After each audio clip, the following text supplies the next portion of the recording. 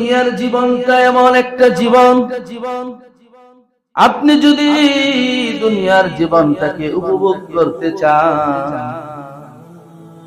তাহলে আপনাকে আল্লাহ সেই সুযোগটা দিবে উপভোগ করার জন্য। কিন্তু মনে রাখতে হবে এই সামান্য ক্ষণস্থায়ী দুনিয়ায় উপভোগ করে কোনো লাভ নাই, কোনো লাভ নাই। ঠিক কিনা বলেন?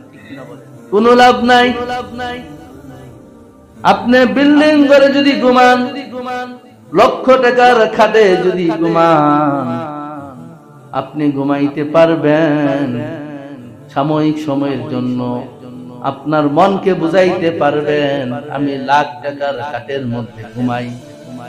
আপনার সাময়িক সময়ের জন্য আপনি মনকে বুঝাইতে পারবেন, কিন্তু আপনি একবারও কি এটা চিন্তা করেন না আজকে আমি লক্ষ টাকার খাটের মধ্যে আরাম করে শুয়ে শুয়ে ঘুমাইয়া ঘুমাইয়া নামাজ কাজা করতেছি, নামাজ বাদ দিতেছি, আমার কানে আল্লাহর আহ্বান আসে, আজানের ধ্বনি আসে, তারপরও আমার আরামের ঘুম আমি ছেড়ে দেই না, আরামে ঘুমাইতেছি।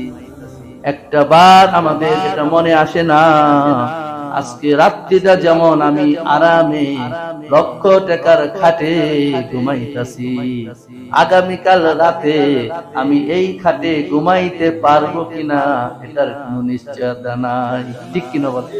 আছে নিশ্চয়তা? কোনো নিশ্চয়তা নাই।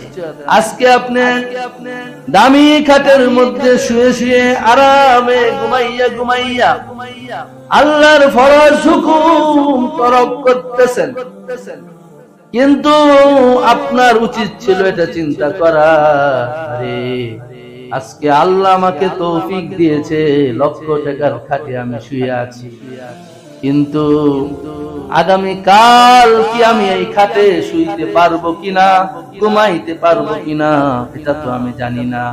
এমন যদি হয় আজকে রাতে যদি আমি মারা যাই, আজকে রাতে যদি আমার জান কবজ করা হয়, তাহলে তো আগামীকাল দিনে অথবা দুপুরে জানাজা পড়ে আমাকে 3.5 হাত মাটির নিচে শুয়াইয়া দিবে। ঠিক কিনা বলে? কোনো বিছানা থাকবে না, কোনো বালিশ থাকবে না, কাঁথা কম্বল লেপ কিছুই থাকবে না, শুধু মাটির মধ্যে আপনাকে শুয়াইয়া দিবে, আপনার সঙ্গে শুধু একটা কাপড়ের কাপড় যাবে, আর কিছুই যাবে না। ঠিক কিনা বলে? আর কিছু যাবে না। আর যে জিনিসটা যাবে সেটা হচ্ছে দুনিয়াতে আপনি কি করলেন, আপনি দুনিয়াতে কতটুকু ভালো আমল করলেন এবং খারাপ আমল করলেন।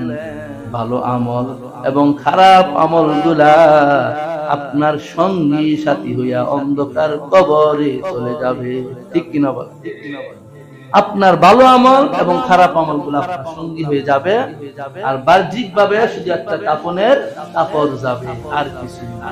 কাপনের কাপড়টা 1 মাস 2 মাস সর্বোচ্চ 3 মাস পরে আস্তে আস্তে কাপড়টাও শেষ, মাটি খেয়ে ফেলবে, কিছুই থাকবে না।